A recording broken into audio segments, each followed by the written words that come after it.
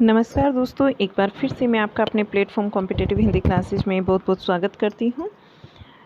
आप जानते हैं हमारे ये जो क्लासेस हैं वो 2 क्लासेस होती हैं। एक हिंदी को लेकर होती है हमारी क्लास, एक हमारी हिंदी जो हमारा स्पेशल सब्जेक्ट है उसको लेकर होती है।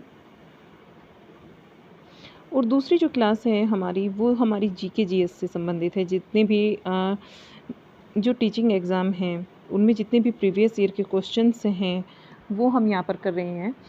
तो चलिए अपनी क्लास को स्टार्ट करते हैं। भारतीय संविधान एवं राज्य व्यवस्था, इंडियन कॉन्स्टिट्यूशन और हमारा पॉलिटी, इसको लेकर ये हमारी आज पहली क्लास होगी। हिस्ट्री हमारा यहाँ पर कंप्लीट हो चुका है। अगर आप लोगों ने नहीं क्लासेस ली हैं तो आप चैनल पर जाकर क्लासेस को ले सकते हैं। तो चलिए अपनी क्लास को स्टार्ट करते हैं। हमारा जो क्वेश्चन 1 होगा, क्वेश्चन 1 से हम स्टार्टिंग करेंगे और इसमें हमारे ये टॉपिक वाइज चलेगी। जैसे कि संविधान की ऐतिहासिक पृष्ठभूमि, जो पहला टॉपिक है हमारा, पहला टॉपिक है कि संविधान की ऐतिहासिक पृष्ठभूमि एवं संविधान सभा और संविधान के स्रोत, इनसे संबंधित जितने भी क्वेश्चंस बने हैं एग्ज़ाम में, टीचिंग एग्ज़ाम में, उनको हम यहाँ पर देखेंगे। चलिए क्लास को स्टार्ट करते हैं। पहला ही क्वेश्चन डीएसएसबी में आया हुआ है 27/3/2022 में, यानी कि लास्ट ईयर जो लास्ट 2 ईयर जो एग्ज़ाम हुआ था 2022 में, 2022 में, इसके सेकंड शिफ्ट में ये एग्ज़ाम आया था, क्वेश्चन आया था उस एग्ज़ाम में। तो चलिएगा स्टार्ट करते हैं क्लास को। भारतीय संविधान के हस्ताक्षरकर्ताओं की कुल संख्या कितनी थी? कितने ऐसे लोग थे जिन्होंने भारतीय संविधान पर हस्ताक्षर किए थे? तो हमारा जो राइट आंसर होगा वो होगा यहाँ पर 284 सदस्य संविधान सभा। देखिए, भारतीय संविधान पर अंतिम तौर पर 284 सदस्य ने हस्ताक्षर किए थे और संविधान को 26 नवंबर 1949 को अंगीकृत, अधिनियमित और आत्मसमर्पित किया गया था, जबकि यह 26 जनवरी 1950 को प्रभाव में आए। यानी कि इसने अपने जो रूल फॉलो किए, संविधान के जो रूल फॉलो किए गए वे 26 जनवरी 1950 से पूर्ण तरीके से किए गए। डॉक्टर राजेंद्र प्रसाद संविधान सभा के स्थायी अध्यक्ष थे। ये क्वेश्चन पूछा जाता है। देखिए, ये काफ़ी इम्पोर्टेंट है यहाँ से कि संविधान सभा के स्थायी अध्यक्ष कौन थे। अस्थायी अध्यक्ष भी पूछ लिया जाता है। सच्चिदानंद सिन्हा जी, जो कि हमारी संविधान सभा के अस्थायी अध्यक्ष थे, और यहाँ पर स्थायी अध्यक्ष की बात हो रही है तो डॉक्टर राजेंद्र प्रसाद संविधान सभा के स्थायी अध्यक्ष थे, जबकि सर BN राव संविधान सभा के संवैधानिक सलाहकार थे। संविधान सभा के संवैधानिक सलाहकार कौन थे? BN राव थे। ये याद रखेंगे, काफ़ी इंपॉर्टेंट आपकी व्याख्या थी। चलिएगा क्वेश्चन नंबर 2 देखते हैं। क्वेश्चन नंबर 2 में पूछा गया है, संविधान सभा का पहला सत्र डैश को आयोजित किया गया था। तो संविधान सभा का जो पहला सत्र हुआ था वो कब हुआ था? 9 दिसंबर 1946 को हुआ था। आप ये भी देखते चलेंगे कि कोई क्वेश्चन आपको ऐसा नहीं मिलेगा जो किसी एग्ज़ाम में नहीं आया है। हर एक क्वेश्चन यहाँ पर आपको एग्ज़ाम से रिलेटेड मिलेगा, किसी न किसी एग्ज़ाम में, टीचिंग एग्ज़ाम में पूछा गया है। इसीलिए मैंने ये सीरीज़ स्टार्ट की है कि इससे हमें काफ़ी फ़ायदा हो, और जहाँ इम्पोर्टेंट होगा वहाँ मैं आपको सारी व्याख्या इसकी डिटेल में समझाऊँगी। चलिए, 9 दिसंबर 1946 को क्या होता है? हमारी संविधान सभा का पहला सत्र दिल्ली के कॉन्स्टिट्यूशन हॉल में, जिसे अब संसद भवन के केंद्रीय कक्ष के नाम से जाना जाता है, में आयोजित किया गया था। देखिए, यहाँ से ये तो सबको मालूम होता है कि कब हुआ था। 9 दिसंबर 1946 को हुआ था संविधान सभा का पहला सत्र, लेकिन अगर पूछ लिया जाए कहाँ हुआ था तो दिल्ली के कॉन्स्टिट्यूशन हॉल, इसको हम याद रखेंगे। कॉन्स्टिट्यूशन हॉल में, जिसे कि संसद भवन के केंद्रीय कक्ष के नाम से अब जाना जाता है, में आयोजित किया गया था। संविधान सभा के सबसे बुजुर्ग सदस्य जो थे वो डॉक्टर सच्चिदानंद सिन्हा थे, जिनको संविधान सभा का अस्थायी अध्यक्ष, अभी ऊपर मैंने बताया कि संविधान सभा का अस्थायी अध्यक्ष चुना गया था डॉक्टर सच्चिदानंद सिन्हा को। मुस्लिम लीग ने बैठक का बहिष्कार किया था और पाकिस्तान के लिए अलग संविधान की मांग की थी। मुस्लिम लीग ने इस संविधान सभा की बैठक का बहिष्कार कर दिया था, इसमें सम्मिलित होने से उन्होंने मना कर दिया था, और उन्होंने अपने लिए क्या किया? एक अलग पाकिस्तान की मांग की थी, एक अलग संविधान सभा की मांग की थी, एक अलग राज्य अपने मुस्लिम्स के लिए बनाने की मांग की गई थी। नेक्स्ट क्वेश्चन हमारा क्वेश्चन नंबर 3, संविधान के सिद्धांतों को निर्धारित करने वाला उद्देश्य संकल्प जवाहरलाल नेहरू के द्वारा कब प्रस्तुत किया गया था? तो जवाहरलाल नेहरू ने 13 दिसंबर 1946 को, पहली बैठक जो होती है 9 दिसंबर को होती है, फिर उसके 4 दिन बाद 13 दिसंबर को जवाहरलाल नेहरू क्या करते हैं, दूसरे इसकी जो बैठक होती है उसमें एक अपना उद्देश्य प्रस्ताव प्रस्तुत करते हैं। उद्देश्य संकल्प के नाम से भी इसको जानते हैं और उद्देश्य प्रस्ताव के नाम से भी इसे बोला जाता है। प्रस्तुत किया गया 13 दिसंबर 1946 को। इसकी व्याख्या को भी देखते हैं। संविधान सभा की कार्यवाही 13 दिसंबर 1946 को जवाहरलाल नेहरू के द्वारा पेश किए गए उद्देश्य प्रस्ताव के साथ प्रारंभ हुई और 22 जनवरी 1947 को उद्देश्य प्रस्ताव की स्वीकृति के बाद संविधान सभा ने संविधान निर्माण हेतु अनेक समितियां नियुक्त की थी। इसमें प्रमुख थी वार्ता समिति, संघ समिति, संघ संविधान समिति, प्रांतीय संविधान समिति और संघ शक्ति समिति, प्रारूप समिति आदि। यहाँ हम अगला क्वेश्चन देखते हैं। अपना क्वेश्चन नंबर होगा हमारा 4। निम्नलिखित में से किसने भारतीय संविधान की पहली बैठक की अध्यक्षता की थी? ये क्वेश्चन भी बहुत बार आता है, हर एक एग्ज़ाम में पूछ लिया जाता है, आपसे टीजीटी में भी आया हुआ है। देखिए, और ये हमसे जो टेट का एग्ज़ाम होता है, यूपी टेट, उसमें भी ये क्वेश्चन आया था कि निम्नलिखित में से किसने भारतीय संविधान की पहली बैठक की अध्यक्षता की थी? पहली बैठक की जो अध्यक्षता की थी वो सच्चिदानंद सिन्हा ने की थी और ये इसके अस्थायी अध्यक्ष थे। 9 दिसंबर 1946 को नई दिल्ली में ये बैठक होती है और सभा के वरिष्ठतम सदस्य थे, इसीलिए सच्चिदानंद सिन्हा को सभा का अस्थायी अध्यक्ष और CH मुखर्जी को उपाध्यक्ष चुना गया था। 11 दिसंबर को 1946 को, यानी कि 2 दिन बाद, राजेंद्र प्रसाद को संविधान सभा का स्थायी अध्यक्ष और BN राव को संवैधानिक सलाहकार नियुक्त किया गया। ठीक है, अध्यक्ष तक तो सब जानते हैं, लेकिन उपाध्यक्ष की अगर बात आती है, संवैधानिक सलाहकार की अगर बात आती है, तो यहाँ पर कन्फ्यूजन बढ़ जाता है बच्चों का। तो उपाध्यक्ष थे HC मुखर्जी और संवैधानिक सलाहकार की बात करते हैं तो BN राव यहाँ पर होंगे। नेक्स्ट क्वेश्चन होगा हमारा क्वेश्चन नंबर 5। निम्नलिखित में से कौन संविधान सभा की संघ शक्ति समिति का प्रमुख था? संघ शक्ति समिति का प्रमुख जवाहरलाल नेहरू थे। NVS PGT में ये क्वेश्चन आया है। देखिए 2019 में संविधान सभा के संघ समिति के प्रमुख जवाहरलाल नेहरू थे और संविधान सभा की कार्यवाही जवाहरलाल नेहरू के द्वारा 13 दिसंबर 1946 को प्रस्तुत उद्देश्य प्रस्ताव के साथ प्रारंभ हुई थी। उद्देश्य प्रस्ताव को 22 जनवरी 1947 को स्वीकृति मिल गई थी। उन्होंने इस प्रस्ताव में कहा था कि भारतीय एक पूर्णतया स्वतंत्र एवं संपूर्ण संप्रभुता गणराज्य होगा। भारत क्या होगा? भारत एक पूर्ण रूप से स्वतंत्र होगा और संपूर्ण प्रभुत्व संपन्न गणराज्य होगा, ऐसा कहा गया था उद्देश्य प्रस्ताव में, जो कि 22 जनवरी 1947 को जिसको स्वीकृति मिल गई थी। और ये प्रस्तुत कब किया था इन्होंने? जवाहरलाल नेहरू जी ने, अभी भी देखा हमने, और यहाँ पर भी है कि 13 दिसंबर 1946 को इन्होंने उद्देश्य प्रस्ताव को, इसके प्रस्ताव का पेश किया था। प्रस्ताव पेश किया था 13 दिसंबर को 46 में, और फिर जनवरी में 22 जनवरी को 1947 में इसको स्वीकृति मिली थी। ये इसमें कहा गया कि भारत जो है वो एक पूर्ण संप्रभुत्व संपन्न गणराज्य होगा। संपूर्ण जो राज्य है भारत, वो एक प्रभुता संपन्न गणराज्य होगा और भारतीय गणराज्य प्रांतों तथा देसी रियासतों का संघ होगा। जितने भी भारत में गणराज्य प्रांत हैं और देसी रियासतें हैं, इनका क्या होगा? संघ होगा। और उसके राज्यों में समस्त शक्ति का मूल क्षेत्र जनता होगी। शक्ति का जितना भी, जो भी शक्तियाँ होगी राज्य में, समस्त शक्ति, उसका मूल क्या होगी? जनता होगी, लोकतंत्र होगा। यानी यहाँ पर चलिए कुछ समितियाँ और अध्यक्ष भी यहाँ पर देख लेते हैं साथ में ही। प्रारूप समिति के अध्यक्ष BR अम्बेडकर थे। प्रांतीय संविधान समिति के अध्यक्ष की बात करें तो सरदार वल्लभ भाई पटेल। झंडा समिति पूछ लिया जाता है, डॉक्टर राजेंद्र प्रसाद। देसी रियासत समझौता समिति के अध्यक्ष भी ये डॉक्टर राजेंद्र प्रसाद थे। नेक्स्ट क्वेश्चन आता है क्वेश्चन नंबर 6। संविधान सभा की प्रारूप समिति का निम्न में से कौन सदस्य नहीं है? संविधान सभा की प्रारूप समिति का सदस्य कौन नहीं है, कौन सदस्य नहीं समझा जाता, तो इसका जो सही आंसर होगा हमारा यहाँ बीडी जत्ती हमारा सही आंसर होगा। बीडी जत्ती को प्रारूप समिति का सदस्य नहीं समझा जाता। तो अगला क्वेश्चन देख लेते हैं हम, इसकी चलो व्याख्या को भी कर लेते हैं साथ में।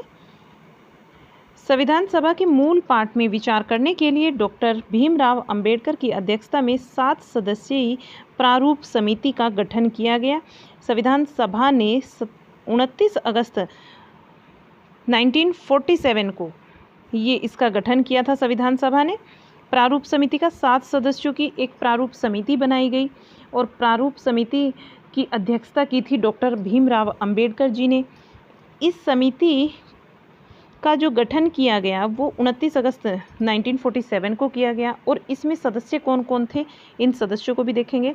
डॉक्टर भीमराव अंबेडकर यहाँ हमारे अध्यक्ष थे प्रारूप समिति के।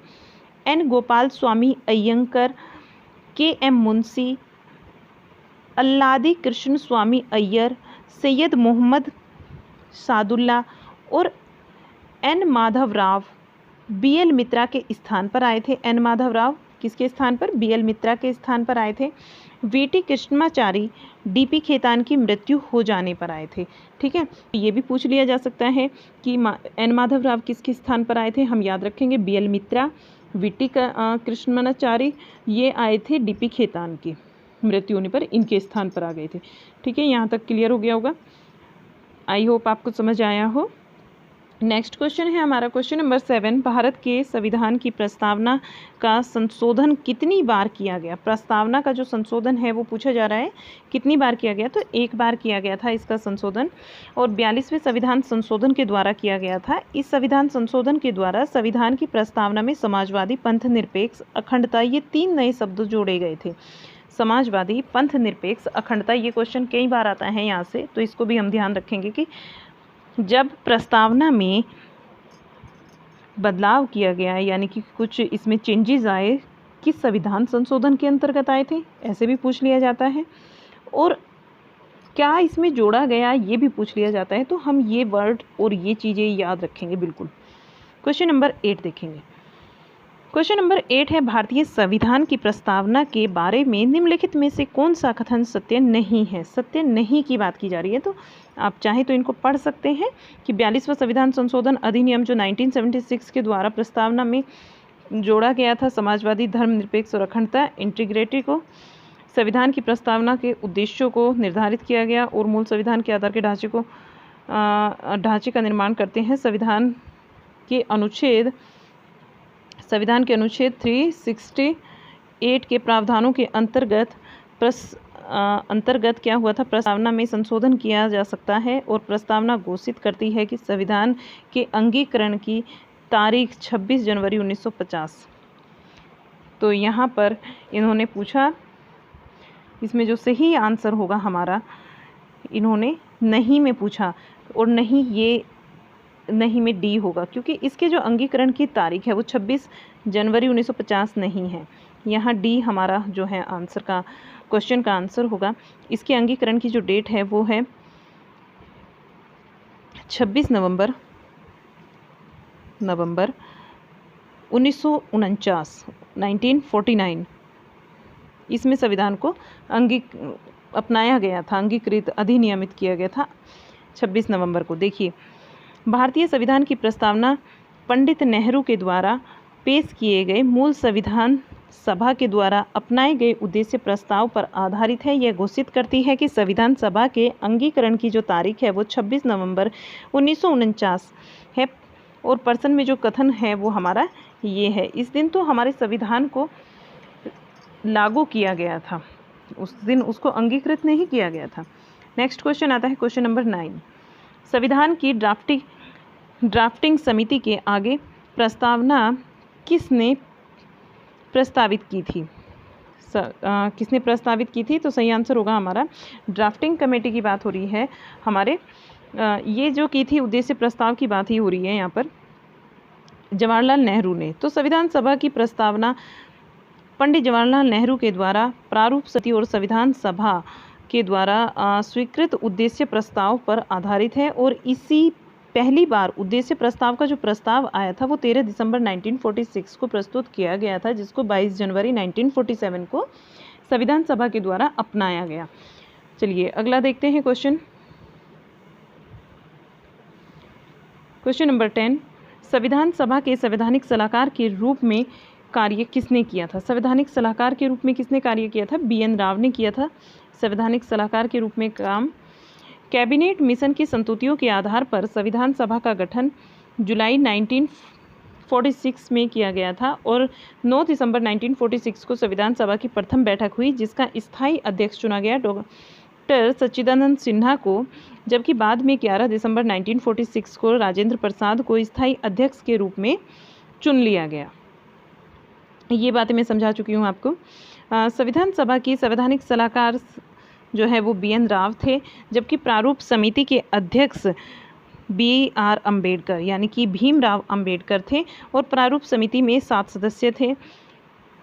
प्रारूप समिति के सदस्य हालांकि मैं ये बता चुकी हूँ आपको, भीमराव अम्बेडकर फिर से बता देती हूँ, N गोपाल स्वामी अयंकर, अल्लादी स्वामी अयंकर और कन्हैया लाल, मणिकलाल मुंशी, सैयद मोहम्मद सादुल्ला, N माधव राव जो कि BL मित्रा के स्थान पर आए थे और DP खेतान जो कि TT कृष्णमाचारी की मृत्यु के होने के बाद आए थे 1948 में। नेक्स्ट क्वेश्चन है हमारा क्वेश्चन नंबर 11। निम्नलिखित में से कौन संविधान सभा के मसौदे समिति के अध्यक्ष थे? तो संविधान सभा की जो मसौदा समिति थी उसके अध्यक्ष थे BR अम्बेडकर जी। BR अम्बेडकर किन समितियों के अध्यक्ष थे ये देख लेते हैं। संविधान सभा की मसौदा समिति, जिसको हम प्रारूप समिति भी बोलते हैं, इसके अध्यक्ष थे और प्रथम कानून मंत्री भी थे। BR अम्बेडकर जी पहले कानून मंत्री थे। मसौदा समिति, जिसको हम प्रारूप समिति बोलते हैं, उसके अध्यक्ष थे। CD देशमुख जो है वो रिजर्व बैंक ऑफ इंडिया के प्रथम भारतीय गवर्नर थे। पहले भारतीय गवर्नर को अगर पूछ लिया जाए तो CD देशमुख हमारा आंसर होगा। बाबू राजेंद्र प्रसाद जो है हमारे स्वतंत्र भारत के प्रथम राष्ट्रपति और संविधान सभा के स्थायी अध्यक्ष थे, जो कि कब चुने गए थे ये कमेंट बॉक्स में बताइए। अभी मैंने आपको पढ़ाया है कि संविधान सभा का स्थायी अध्यक्ष राजेंद्र प्रसाद जी को कब चुना गया, ठीक है। और जवाहरलाल नेहरू जो है वो प्रथम भारतीय प्रधानमंत्री तथा संघ संविधान समिति के अध्यक्ष थे। क्वेश्चन नंबर 12 हमारा यहाँ पर होगा, भारतीय संविधान लागू किया गया था।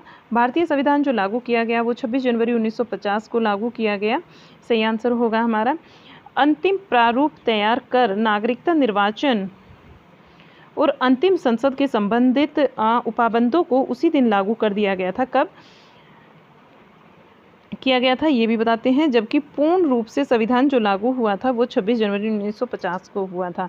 कुछ प्रारूप नागरिकों के निर्वाचन के लिए और संसद से संबंधित उपाबंधों के लिए कुछ जो प्रारूप तैयार किया गया था वो 26 नवंबर 1949 लागू कर दिया गया था, लेकिन पूर्ण रूप से संविधान को लागू नहीं किया गया था। वो पूर्ण रूप से कब लागू होता है? 26 जनवरी 1950 को लागू होता है। कुछ ही रूल बनाए गए थे 1949 में। चलिएगा नेक्स्ट क्वेश्चन देखते हैं। भारतीय संविधान के पिता के रूप में किसको जाना जाता है? सही आंसर हमारा BR अम्बेडकर जी होंगे। नेक्स्ट क्वेश्चन होगा, ये बता चुकी हूँ। नेक्स्ट क्वेश्चन होगा क्वेश्चन नंबर 14। भारतीय संविधान कब लागू हुआ था? तो कब हुआ था लागू भारतीय संविधान बताइए। 26 नवंबर 1949 को। सी आंसर सी, 26 नवंबर। लागू की बात हो रही है, इसको अंगीकृत, अधिनियमित और आत्मसमर्पित किया गया था 26 नवंबर 1949 को। लागू किया गया था 26 जनवरी 1950 को, ठीक है। सही आंसर होगा हमारा यहाँ पर D। चलिए नेक्स्ट क्वेश्चन करते हैं। क्वेश्चन, भारत का पहला गृह मंत्री कौन था? भारत का पहला गृह मंत्री वल्लभ भाई पटेल जी हमारे पहले गृह मंत्री थे। सरदार वल्लभ भाई पटेल देश के प्रथम गृह मंत्री और उप प्रधानमंत्री थे।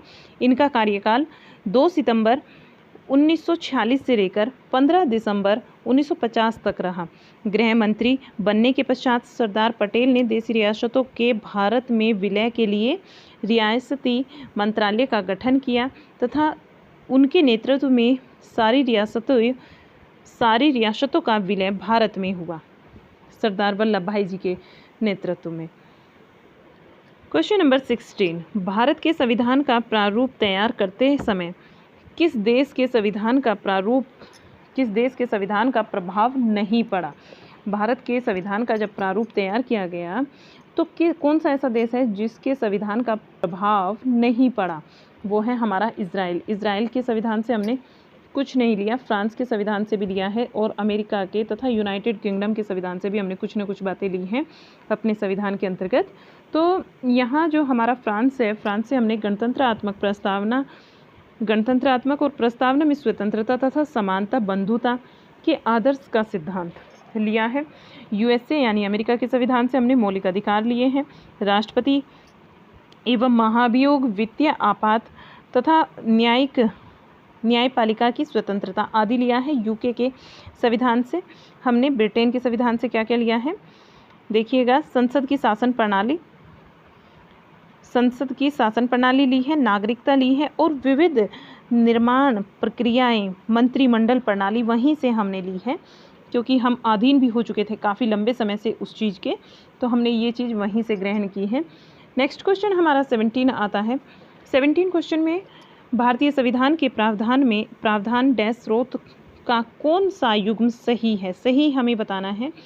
संविधान में संशोधन, दक्षिणी अफ्रीका का संविधान, ये तो ठीक है। संविधान में संशोधन की अगर बात करते हैं तो दक्षिणी अफ्रीका के संविधान से लिया गया, और राष्ट्रपति की आपातकालीन शक्तियाँ जो है वो जर्मनी के संविधान से ली गई हैं।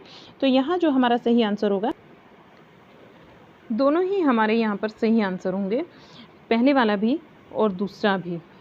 ठीक है, चलिएगा नेक्स्ट क्वेश्चन देखते हैं। इसकी व्याख्या को देख लेंगे। व्याख्या देखने से क्वेश्चन कम हो पाते हैं, बट जो इम्पोर्टेंट है उसको तो देखना पड़ेगा ना। भारतीय संविधान में संविधान संशोधन की प्रक्रिया दक्षिणी अफ्रीका के संविधान से ग्रहण की गई और भारतीय संविधान निम्नता और अनिम्नता का अनोखा मिश्रण है। भारतीय संविधान का भाग 20 आर्टिकल 368 संविधान संशोधन से संबंधित है और भारत में संविधान संशोधन की शक्ति संसद को प्राप्त है। संसद प्रस्तावना तथा मूल अधिकारों सहित संविधान के किसी भी भाग में संशोधन कर सकती है। संविधान संशोधन के लिए 3 प्रक्रियाओं का प्रावधान किया गया है। हमारे जो संविधान है उसमें संविधान संशोधन 3 प्रक्रियाओं के द्वारा होता है। एक साधारण बहुमत के द्वारा संशोधन होता है, एक विशेष बहुमत के द्वारा संशोधन होता है, और तीसरा जो है इसमें संसद के विशेष बहुमत व आधे राज्यों के विधानमंडलों की संतति के आधार के उपरांत संशोधन होता है। राष्ट्रपति के आपातकालीन शक्तियों का उल्लेख अगर इसकी बात की जाए तो संविधान के भाग 18 के अंतर्गत अनुच्छेद 352 से लेकर 360 तक आपात उपबंधों के बारे में है और आपातकाल की शक्तियां जर्मनी के संविधान से ग्रहण की गई हैं। भारतीय संविधान में 3 प्रकार की आपातकालीन शक्तियों का उल्लेख मिलता है। आर्टिकल एक तो है हमारी पहली वाली जो है वो आर्टिकल 352 यानी कि 352 के अंतर्गत आती है और इसमें युद्ध तथा बाह्य आक्रमण और सशस्त्र विद्रोह, राष्ट्रीय आपात जिसको हम नेशनल इमरजेंसी भी बोलते हैं, इसके द्वारा। सेकंड है हमारी आर्टिकल 356 यानी 356 में जो दी गई है, बात कही गई है, वो राज्यों में संवैधानिक तंत्र के विफल होने पर राज्य आपात यानी कि स्टेट इमरजेंसी अगर होती है तब आपातकाल लगाया जा सकता है। और नंबर 3 पर आता है आर्टिकल 360 जो है वो वित्तीय आपात से संबंधित है। ठीक है, चलिए नेक्स्ट क्वेश्चन देखते हैं। क्वेश्चन नंबर 18, किस अधिनियम ने भारतीय परिषद को समाप्त कर दिया था? कौन सा ऐसा अधिनियम है जिसने भारतीय परिषद को समाप्त कर दिया था? तो ये अधिनियम है हमारा भारत सरकार अधिनियम 1935। सही आंसर हमारा भारत सरकार अधिनियम 1935 होगा। और इसमें जो है 1930-32 में हुए 3 गोलमेज सम्मेलनों में संवैधानिक सुधारों से संबंधित संतुतियों के फलस्वरूप इस अधिनियम का निर्माण किया गया और इसकी अनेक विशेषताएं हैं, जैसे कि हम यहाँ पर देखेंगे कि इसमें कौन कौन सी विशेषताएं हैं। सर्वप्रथम संघीय शासन प्रणाली की नींव रखी गई। भारत में केंद्र में द्वैध शासन की स्थापना की गई। संघ सूची द्वैध शासन, जो केंद्र में द्वैध शासन हुआ था, एक तो ये कार्य हुआ, संघीय शासन प्रणाली की नींव रखी गई। और दूसरा एक और है, ये संघ सूची, प्रांतीय सूची और संवर्ती सूची में कुछ अतिरिक्त विषय सम्मिलित किए गए जिसमें अवशिष्ट शक्तियाँ गवर्नर जनरल में निहित हैं। और 1937 में संघीय न्यायालय की स्थापना की गई। इस संविधान के द्वारा भारतीय परिषद को समाप्त कर दिया गया तथा विवादों के निपटारे के लिए संघीय न्यायालय की स्थापना की गई। नेक्स्ट देखते हैं हम क्वेश्चन। अगला जो हमारा क्वेश्चन है, क्वेश्चन होगा 19, और 19 क्वेश्चन में पूछा जाता है कि किस भारतीय कलाकार ने संविधान की हस्तलिखित कॉपियों को अलंकृत किया है। हस्तलिखित जो संविधान की कॉपियां हैं उसको अलंकृत किया था, वे कौन थे? वे थे नंदलाल बोस।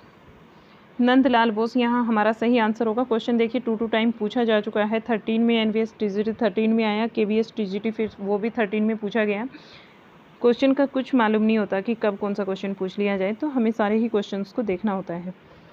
चलिए, नंदलाल बोस ने संविधान की हस्तलिखित कॉपियों को अलंकृत किया था। संविधान का पांडुलेखन प्रेम बिहारी नारायण रायजादा के द्वारा किया गया। पूरा नाम क्या था इनका? इनका जो ये संविधान का पांडुलेखन जिसने किया था प्रेम बिहारी नारायण रायजादा के द्वारा किया गया था। और भारतीय संविधान की हस्तलिखित कॉपियां हीलियम फाइल केस में संसद की केंद्रीय लाइब्रेरी में सुरक्षित रखी गई है। क्वेश्चन नंबर 20 यहाँ पर आता है। ये एक जानकारी आपको दी गई कि जो हस्तलिखित कॉपियां हैं वो कहाँ रखी गई हैं। ये देखिए, संसद की केंद्रीय लाइब्रेरी में ये रखी हुई है। ठीक है, ये जानकारी भी आपको मिल गई यहाँ पर। क्वेश्चन नंबर 20 देखते हैं। स्वतंत्रता के पश्चात भारत के प्रथम गृह मंत्री कौन थे? बताइएगा कौन थे? सरदार वल्लभ भाई पटेल। अभी मैंने आपको बताया था, ये भारत के प्रथम गृह मंत्री थे और उप प्रधानमंत्री के रूप में भी थे ये। इनको प्रधानमंत्री पद भी मिला था। पंडित जवाहरलाल नेहरू हमारे प्रधानमंत्री और सरदार वल्लभ भाई पटेल जो है वो उप प्रधानमंत्री का पद इन्होंने ग्रहण किया था। इन्हें भारत का लौह पुरुष भी कहा जाता है और इन्हें सरदार की जो उपाधि दी गई थी वो बारदोली की महिलाओं ने दी थी। नेक्स्ट क्वेश्चन देखते हैं, क्वेश्चन नंबर 21।